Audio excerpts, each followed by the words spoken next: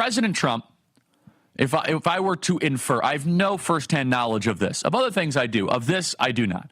If I were to infer what led to this clip we're about to play, was obviously his meeting and press conference with Prime Minister Bibi Netanyahu, is that there was likely a dialogue that was occurring of all the people that don't want to assume control of Gaza.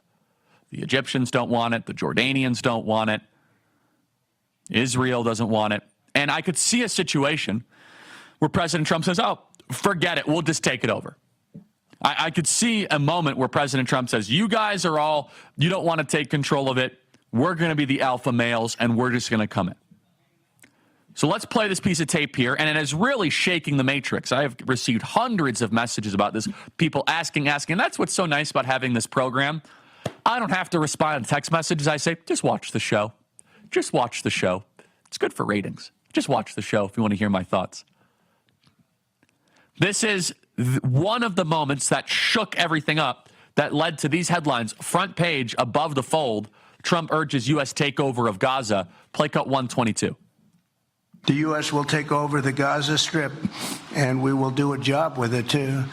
We'll own it and be responsible for dismantling all of the dangerous unexploded bombs and other weapons on the site, level the site and get rid of the destroyed buildings, level it out, create an economic development that will supply unlimited numbers of jobs and housing for the people of the area. Do a real job, do something different. Just can't go back. If you go back, it's going to end up the same way it has for 100 years. Okay, let's take a step back here. Now, is this the art of the deal? Is this to get more moderate Arab countries to step up? Is this cutting Israel in line? We don't know. But President Trump was reading prepared remarks there. This was not off the cuff. It's very important. This was not President Trump just answering a question from a reporter. He was reading prepared remarks. So it begs that there's some sort of chess game going on here. But let's kind of go through our red lines without knowing the exact maneuvers and counter moves that are happening. Let's go through some red lines. Number one, under no circumstances are we going to allow refugees from Gaza to come into the United States of America. I can't imagine that is even on the table. I don't think President Trump would allow that, but it needs to be said. It needs to be emphasized. While we're doing the largest deportation effort in American history, which is going very well, we got Gitmo, El Salvador, we got planes going all over the place. We're not going to go let in a bunch of Elon Omars that are going to be singing Allahu Akbar on college campuses, burning American flags, and waving Palestinian propaganda in the faces of American students. We're not going to put up with that. So the answer is zero. Not going to happen. Zero. And number two is that we're not going to have any U.S. troops fighting in Gaza. That would be a detrimental mistake. That would be catastrophic. Now, when President Trump says we're going to own it, does that mean that we're going to own the situation? We're going to diplomatically handhold it? We're going to bring stakeholders together? I'm not sure. But we are not going to have a single U.S. troop. We're going to speak out against that with every fiber of our being. We are not going to get involved in another Iraq, another Afghanistan. By the way, to the best of my knowledge, Israel has never even asked for U.S. troops. All they want is the ability and the green light to be able to wipe out Hamas. But I do think we have to also proceed with some caution here. On this program, we have been outspoken critics of nation building. I don't think that's what President Trump is talking about here. But I think it's within the same potential topic here.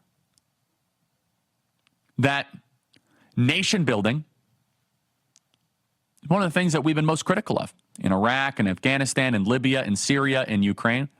This is likely President Trump trying to create more leverage, the same way he did with Canada, same way he did with Colombia, same way he did with Mexico. So I trust Trump 100% to navigate this. He is the master, and in him I trust on this. At the same time, though, we need to make sure that we articulate the principles that built his entire presidency and built the entire movement. The occupation of Gaza is not worth the life of a single Marine from Oklahoma. Period. It's not worth it. That is not America's role to go put our most prized possession, our 18, 19, and 20-year-old young men, on the front lines to go fight in a region that has been described as sand and death. The IDF can handle that, and we should give them a green light to go finish the job. That I completely support. But limitations on American foreign policy intervention is something that has been widespread approval, and the president believes this.